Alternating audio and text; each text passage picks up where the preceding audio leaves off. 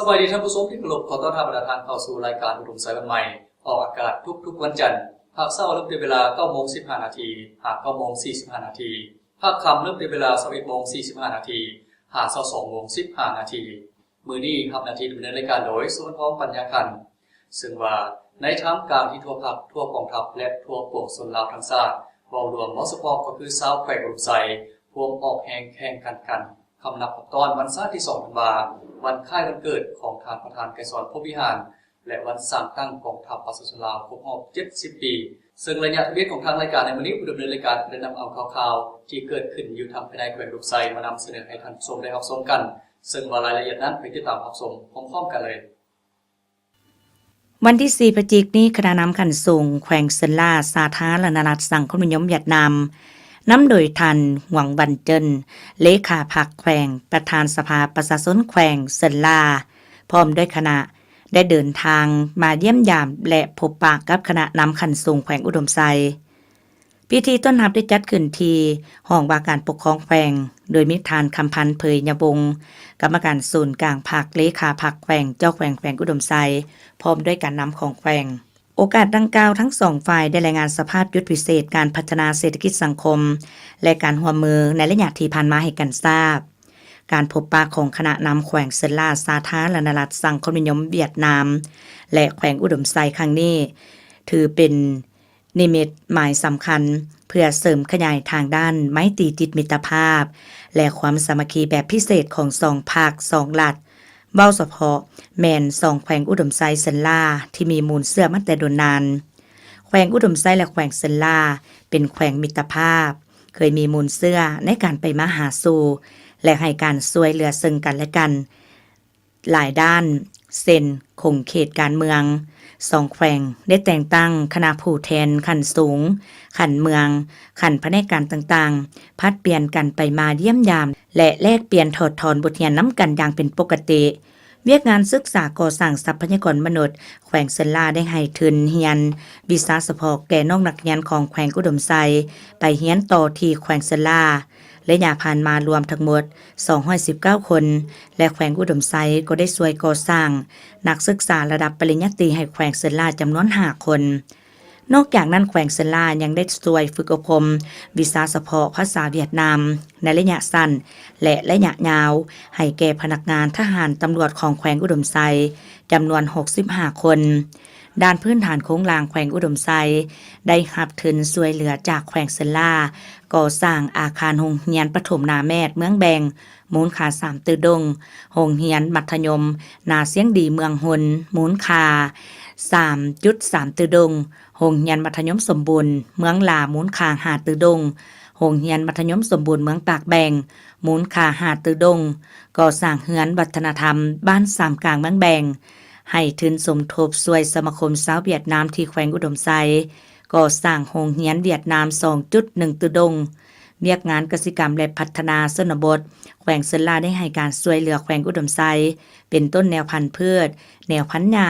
ต้นไม้ไหหมากแนวพันธุ์งัวและอุปกรณ์หับไส้เข้าในการเลี้ยงและปลูกทดลองอยู่เมืองหุนและเมืองลาเป็นจำนวนหลายด้านอุตสาหกรรมการค้าการลงทุน2แขวงได้จัดสรรตลาดวางแสดงสินค้าและได้แต่งตั้งนักธุรกิจผู้ประกอบการนำเอาสินค้าของแต่ละฝ่ายไปวางแสดงอย่างเป็นปกติในต่อหน้าทั้ง2แขวงแม้นจะได้สืบต่อพัดเปลี่ยนในการไปมาเยี่ยมยามเฮ็ดเวียกและแลกเปลี่ยนถอดถอนบทเรียนซึ่งกันและกันสืบต่อเพิ่มทวีการร่วมมือมิตรภาพสุขอยู่ด้านการค้าการลงทุนการไปมาหาสู่กันของประชาชน2แขวงและพร้อมทางได้สร้างเงื่อนไขให้บรรดาธุรกิจของ2แขวงได้มีการร่วมมือหรือแลกเปลี่ยนสินค้านำกันหลายขึ้นซึ่งจะเป็นบอนอิงให้แก่2แขวงได้สืบต่อเพิ่มทวีการพัวพันร่วมมือแลกเปลี่ยนและช่วยเหลือซึ่งกันและกันในอนาคตซึ่งจะนำเอาผลประโยชน์รวมมาสู่ประชาชนของ2แขวงกองประชุมประเมินแผนกำหนดพนักงานนำพาคุ้มครองของแผนกแถลงข่าววัฒนธรรมและท่องเที่ยวแขวงอุดมไซได้จัดขึ้นในตอนบ่ายของวันที่1พฤศจิกายน2018ที่ห้องประชุมของแผนกโดยการเข้าร่วมสิน้ำของท่านคำเพียงญาติจงว่าห้องเลขาพรรคแขวงห้องเจ้าแขวงอุดมไซ มีทานพรสวรรค์พันธวิจิตรคณะประจำพรรคแขวงหัวหน้าแผนกแถลงข่าววัฒนธรรมและท่องเที่ยวมีคณะแผนกหัวหน้าห้องหัวหน้าแขนงภายในแผนกเข้าร่วมการประเมินแผนกำหนดพนักงานในครั้งนี้เพื่อปฏิบัติตามเนื้อในมติของกรมการเมืองศูนย์กลางภาคว่าด้วยการสร้างแผนกำหนดพนักงานนำพาคุ้มครองโดยอิงใส่ระเบียบหลักการและขั้นตอนในการกำหนดทางแนใส่ในการกะเกี่ยมพนักงานสืบทอดเปลี่ยนแทนตำแหน่งนำพาคุ้มครองแต่ละขั้นเพื่อสืบต่อซี่นำพาพนักงานในคงเขตเวียกงานของตนรับผิดชอบเคลื่อนไหวตามพระราชบทบาทอย่างมีประสิทธิภาพและได้รับมากผลตามที่ได้กำหนดไว้นอกนั้นยังเป็นการเก็บกำข้อมูลต่อจริงในปัจจุบันคือภายหลังได้มีการกำหนดไว้ในปี 2017 ผ่านมาโดยเฉพาะแม่นจำนวนและรายชื่อบุคคลซึ่งอาจจะได้รับการซับซ้อนหรือยกย้ายไปรับหน้าที่ใหม่เพื่อเป็นบอนอิงในการสร้างแผนกำหนดพนักงานในสุดต่อไปพระเจ้าจะว้าวครับคุณใส่เข้าใจมาการสร้างแผนกำหนดพนักงานนำพาคุ้มครองแม่นความจำเป็นที่ภาวะนิสัยแม่นการขาดคันนี้บ่มีเดิมการขึ้นแผนกำหนดมันแม่นการขาดคันนี้เป้าหมายพนักงานที่เขาจะวางเข้าในแต่ละตำแหน่งนะ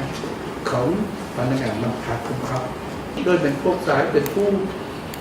เลือกมักนับทั้งบรรดาสายที่เป็นห้องบรรดาสายหัวหน้าคณะโอย2ตำแหน่งรุ่นมาด้วยอีกเส้นมาทางเงื่อนไขและอีกใส่พวกสายเป็นผู้เสนอว่าเป้าหมายจำนวนนี้2-3 คนแม่นสร้างเพื่อจะไปก้าเกี่ยมพาอันว่าตกจากมันมีการเปลี่ยนแปลงเพื่อไปเป็นบัดนี้บรรดาสหายห้องหัวหน้าบรรดาสหายหัวหน้าคะแนนต่างๆและลุดจากนี้มาเป็นของคะแนนแมนพวกเขาเพื่อป้องกันเลือกเพื่อวางเป้าเพื่อเข่ามาบรรจุสร้างเป็นห้องหัวหน้าคะแนนเพื่อมาเปลี่ยนแทนกรณีสายนี้แปลเป็นหัวหน้าสายนี้เราหาคือใจคุณบ่าวเอาเป้าหมายที่พวกสหายใบฝากใจนี้เอาไปเป็นห้องเพื่อยึดให้แผนกำหนดพนักงานนำพาคุ้มครองของแผนกแถลงข่าววัฒนธรรมและท่องเที่ยวแขวงอุดมไซในครั้งนี้ได้รับผลสำเร็จตามระดับคาดหมายก็คือกำหนดได้ผู้ที่มีความรู้ความสามารถผ่านตามมาตรฐานเงื่อนไขที่ศูนย์กลางภาคกำหนดไว้กองประชุมได้ผ่านบรรดาในของกรมการเมืองศูนย์กลางภาคและแจ้งการแนะนำของคณะจัดตั้งศูนย์กลางภาคเพื่อเป็นบอนอีกในการทาบทามพร้อมนั้นผู้เข้าร่วมก็ได้พร้อมกันลงคะแนนเสียงทาบทามกำหนดในสุดต่อไป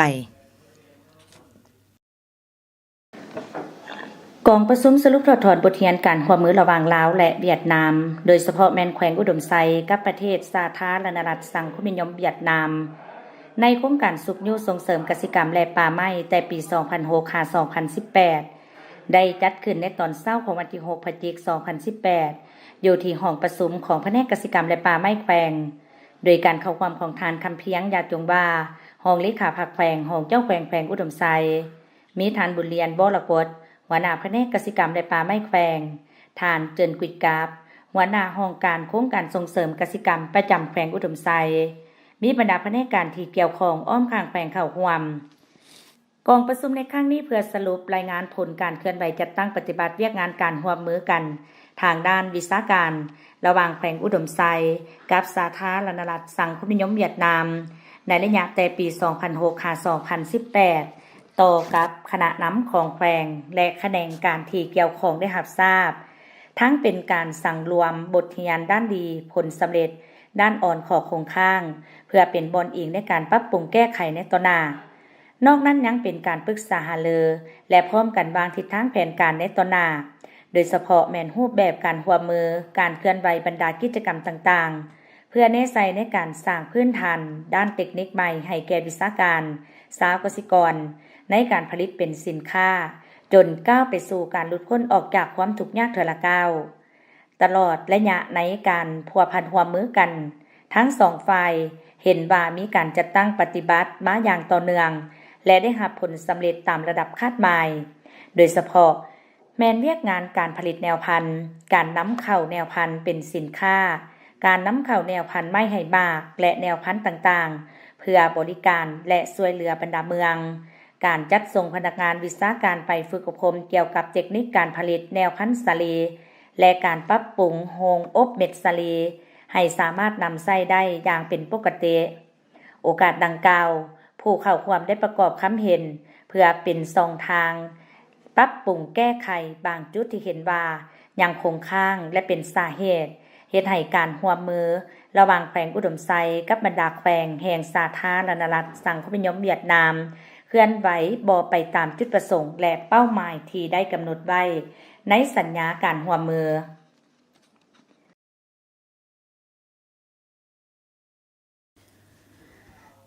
วันที่2พฤศจิกายน2018นี้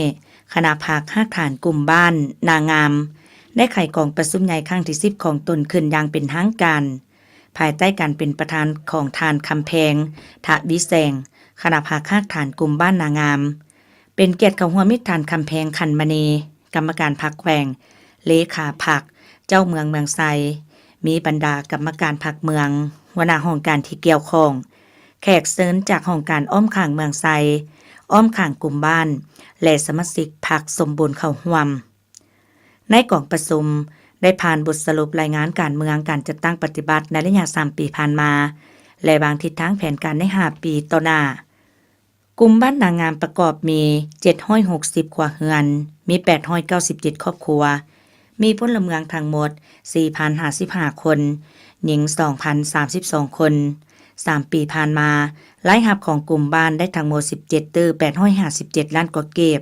เฉลี่ยใส่หัวคนได้4ล้าน4แสนกว่ากีบต่อคนต่อปีในกล่องประชุมยังได้ปอนบัตรคัดเลือกเอาคณะสุดใหม่สมัครจำนวน8สหายเลือกเอา5สหายเพื่อสินำพาในตอนหน้าในตอนท้ายของกองประชุมทานคำแพงขันมณีเลขาพรรคเมืองเจ้าเมืองเมืองไซได้อบรมก่อนอื่นท่านได้ย่องยอสมเสยด้านดีผลงานในการปฏิบัติของคณะสุดเก่าและด้านอ่อนขอคงข้างที่คณะสุดใหม่จะต้องได้สืบต่อจัดตั้งปฏิบัติในต่อหน้าหักษามูลเสื้อและสุกยู่การผลิตกลุ่มบ้านนางงามก็เป็นบ้านหนึ่งที่สร้างชื่อเสียงเฮียมนามของการเกษตรเบ้าเฉพาะบ้านห้วยอุ่นเป็นบ้านที่มีแบบอย่างการปลูกผักอินทรีย์ปลอดสารพิษและหมากละแซงที่มีคุณภาพทางด้านการบริโภคสามารถสร้างรายรับเข้าสู่ครอบครัวและหลุดพ้นออกจากการทางป่าเรือนลอยและพ้นทุกข์จากความทุกข์ยากไปทละก้าว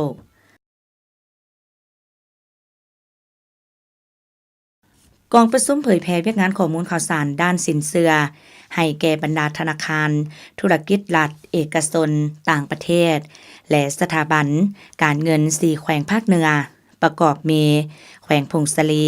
บ่อแก้วหลวงน้ำทาและแขวงอุดมไซได้จัดขึ้นในวันที่1พฤศจิกายนที่ผ่านมาที่ห้องประชุมสาขาธนาคารแห่งสปป.ลาวภาคเหนือแขวงอุดมไซโดยการเป็นประธานของทานบุญไทยสุภัทรหัวหน้าสาขาธนาคารแห่งสปป.ลาวภาคเหนือแขวงอุดมไซมีวิทยากรมาจากกรมเทคโนโลยีข้อมูลข่าวสารสินเชื่อธนาคารแห่งสปป.ลาวเข้าร่วมการเผยแพร่เวียกงานข้อมูลข่าวสารด้านสินเชื่อในครั้งนี้เพื่อในใส่ลดพรและกำจัดความเสี่ยงที่อาจจะเกิดขึ้นในการให้สินเชื่อของบรรดาธนาคารธุรกิจสถาบันการเงินโดยเฉพาะแมนนี่ที่บอกเกิดดอกออกผลทั้งเป็นการยกระดับความรู้ความสามารถให้แก่พนักงานที่รับผิดชอบเวียกงานข้อมูลข่าวสารสินเชื่อให้มีประสิทธิภาพขึ้นกว่าเก่าสามารถนำไปจัดตั้งปฏิบัติตัวจริงอยู่ท้องถิ่นของตนได้รับผลสำเร็จและเฮ็ดให้เวียกงานการบริการของธนาคารได้รับการพัฒนาโดยหันไปเป็นทันสมัยทละก้าวพร้อมทั้งสนองความต้องการให้แก่การขยายเศรษฐกิจสังคมเวียกงานข้อมูลข่าวสารสินเชื่อถือเป็นเวียกงานหนึ่งที่สำคัญเนื่องจากเป็นศูนย์กลางในการสั่งรวมข้อมูลเพื่อสนองให้แก่บรรดาสมาชิกเฮ็ดให้การเคลื่อนไหวเวียกงานสินเชื่อมีความสะดวกว่องไวทันสมัยถูกต้องและสามารถตอบสนองตามความต้องการของสังคมได้ สำหรับเนื้อในสำคัญที่นำมาเผยแพร่ในครั้งนี้ประกอบมีบรรดากิจกรรมต่างๆโดยเฉพาะเป็นการนำไส้และมาตรการต่อกับสมาชิกที่ละเมิดระเบียบหลักการในการบริการด้านสินเชื่อความเป็นมาความหมายความสำคัญของเมียงานข้อมูลข่าวสารสินเชื่อรูปแบบวิธีการและขั้นตอนต่างๆในการจัดตั้งปฏิบัติตัวจริง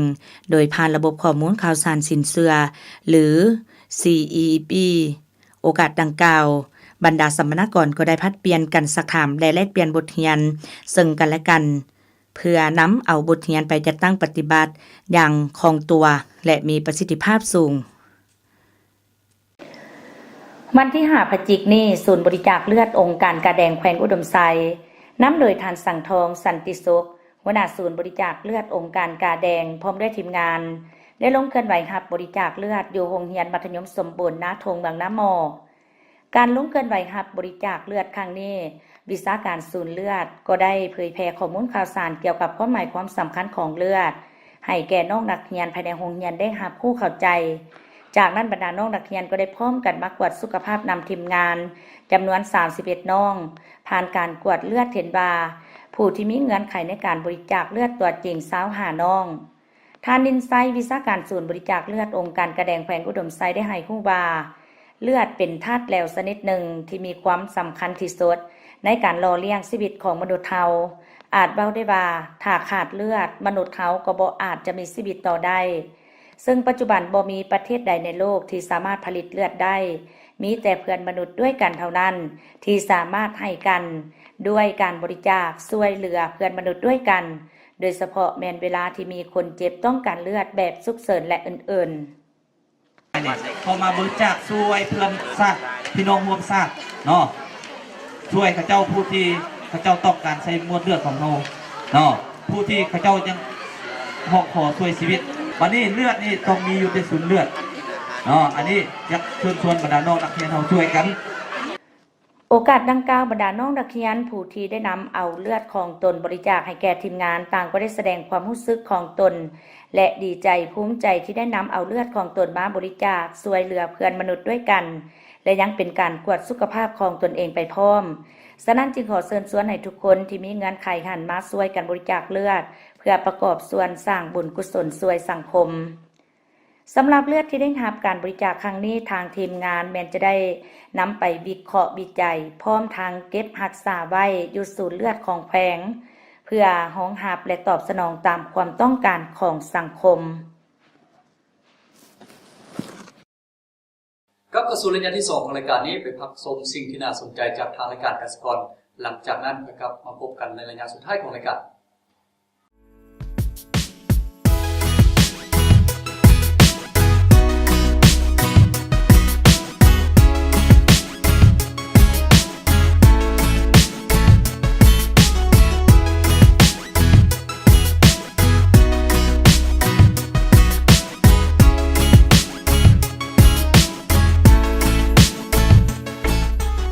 ห้านฟิตเนสแขวงอุดมไซได้เปิดบริการแล้ว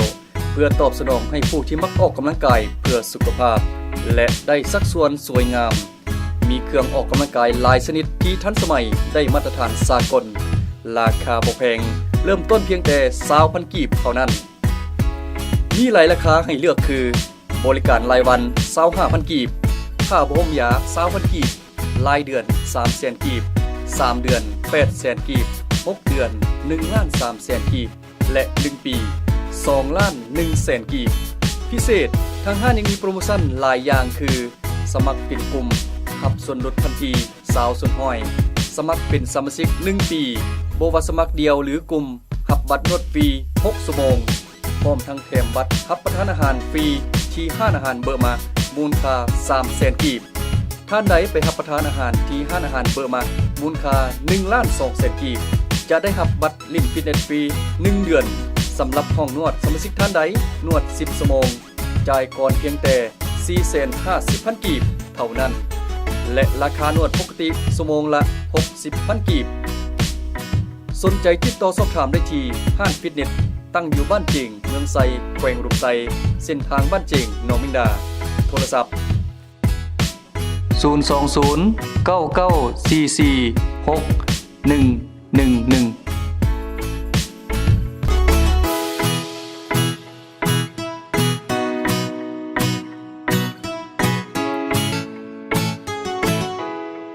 และในสุดท้ายของรายการนี้ผู้ดำเนินรายการก็ได้นำเอา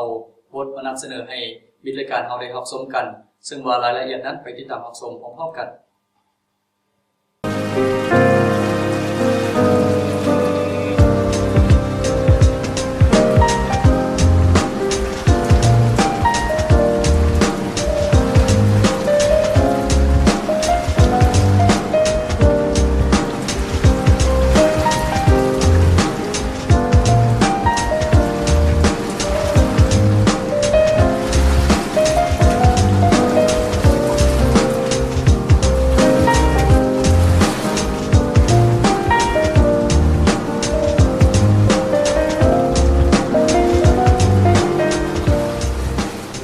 การปลูกฝังเลี้ยงสัตว์เป็นอีกอาชีพหนึ่งที่ประชาชนลาวบรรดาเผ่า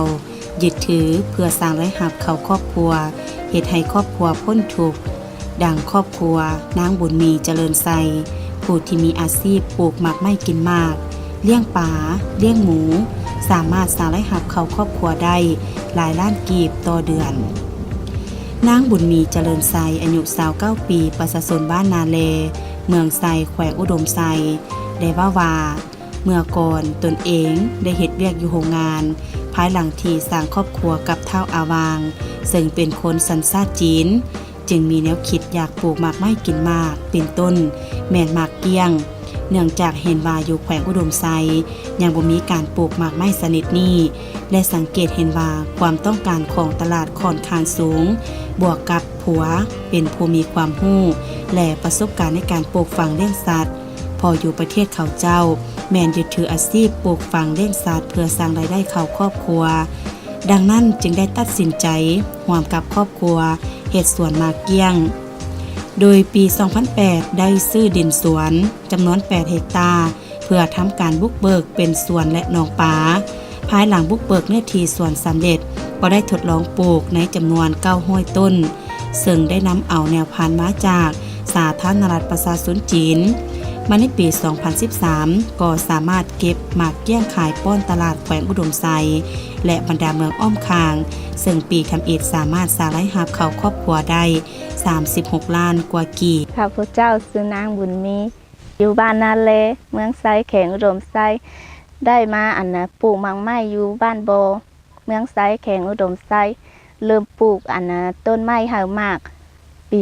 2008 มีหมากจุกน้อยหมากจุกยาวเขาเจ้าห้องหมากส้มเขียวหั่นนี่เพราะว่าอยู่อุดมไซเฮาหั่นเขาเจ้าเอามาต่างแขวงต่างประเทศแล้วก็อยู่อุดมไซเฮาหั่นบ่มีคนปลูกแล้วก็หันมาปลูกนะทำอิฐหั่นมาปลูกหั่นประมาณ900 ต้นปลูกปีได้4 ปีจึงได้ขายมาผลผลิต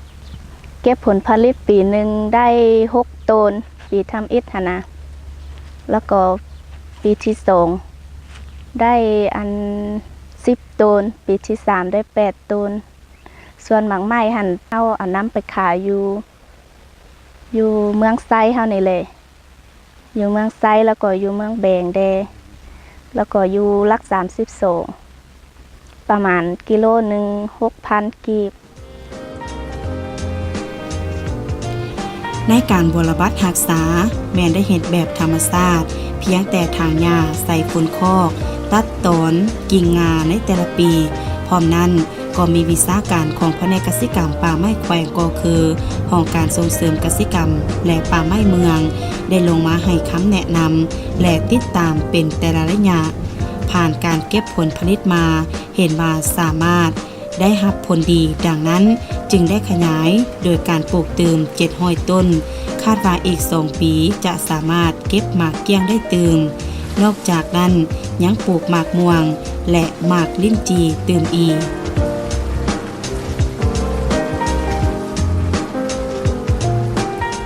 เคียงคู่กับการปลูกไม้กินหมากแล้วครอบครัวของทานางบุญมียังได้เลี้ยงปลาซึ่งในปัจจุบันแม่นมีหนองปลาจำนวน8 หนอง1 สุดสามารถขายปลาได้ประมาณ20 กว่าตนนอกนี้ยังมีฟาร์มหมูจำนวน3 หลังปีหนึ่งสามารถขายหมูพันซีนออกสู่ตลาดประมาณ 2,000 กว่าตัวและเลี้ยงเป็ดไก่อีกเติมจำนวนหนึ่ง เพราะว่าอันนี้เฮาปลูกธรรมชาตินี่ปลูกธรรมชาติบ่ได้ฉีดยาฆ่าแมงไม้หยัง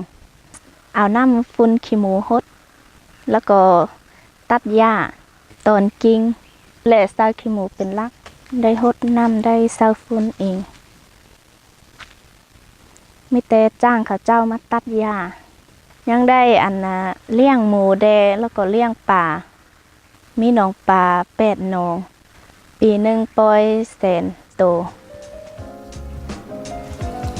ในอนาคตครอบครัวนางบุญมียังได้มีแผนในการเฮ็ดฟาร์มหมูเติมเพื่อผลิตลูกหมูน้อยขายเพราะว่าในปัจจุบัน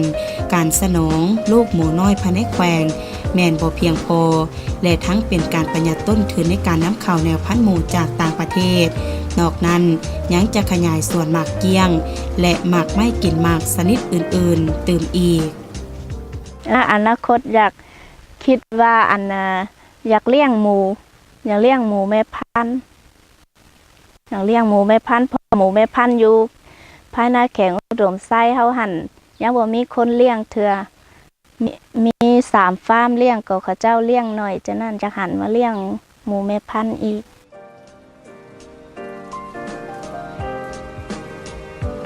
ครอบครัวนางบุญมีประกอบมี4คนในนี้แรงงานต้นต่อ2คนในการบรบัดสวนหมากไม้ฟาร์มหมูและหนองปลาแม่นได้จ้างแรงงานมาช่วยจำนวน3คนซึ่งปัจจุบันครอบครัวตัวเองแม่นได้ยึดถือเอาการปลูกฝังเลี้ยงสัตว์เป็นอาชีพหลักของครอบครัวซึ่งแต่ละปีสามารถสร้างรายรับเข้าครอบครัวหลายกว่า1ตื้อกีบซึ่งเห็นว่าเป็นรายรับที่แน่นอนสำหรับครอบครัวตนเองถึงว่าจะเป็นระยะเริ่มต้นสำหรับการเฮ็ดกสิกรรมแบบผสมผสานเพื่อเป็นสินค้าเพื่อเฮ็ดให้ฐานะครอบครัวมีการพัฒนาดีขึ้นโดยเฉพาะมีเงินใช้จ่ายเข้าในชีวิตประจำวันส่งเสริมลูกเรียนหนังสือซื้อพาหนะรับใช้ครอบครัวและมีเงินทอนไว้สำหรับทานใดที่มีความสนใจในการปลูกหมากเกี้ยงก็คือการเฮ็ดกสิกรรมแบบผสมผสานทานางบุญมีก็ยินดีให้คำปรึกษา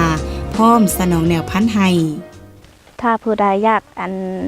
มักการผลิตปลูกหมากไม้หรือว่าเลี้ยงหมูเลี้ยงปลาก็มาถามพวกเขาทางพวกเขาได้เพราะเขาจีสอนให้ฟาร์มอยู่บ้านโบเมืองไซแข็งอุดมไซ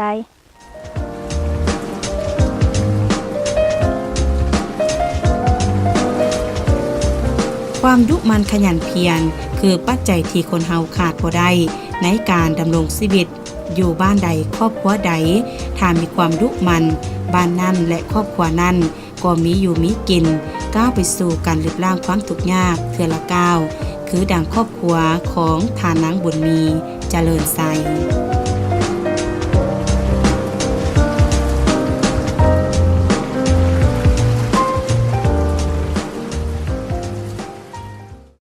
ท่านผู้ชมที่เคารพที่ประทานได้รับชมผ่านไปแล้วนั่นก็เป็นบทและบรรดาข่าวๆที่เกิดขึ้นอยู่ทางภายในแขวงอุดมไซที่ผู้ดำเนินรายการนำมาเสนอให้มีรายการเฮาได้รับชมกันมาฮอดนี้เวลาจากทางรายการอุดมไซวันใหม่ก็ใกล้จะหมดเวลาลงแล้วจังซั่นผู้ดำเนินรายการพร้อมโดยทีมงานต้องขอลาท่านผู้ชมไปด้วยเวลาเพียงเท่านี้พบกันใหม่ในวันจันทร์หน้าสำหรับวันนี้ขอกล่าวคำว่าสบายดีสบายดีสบาย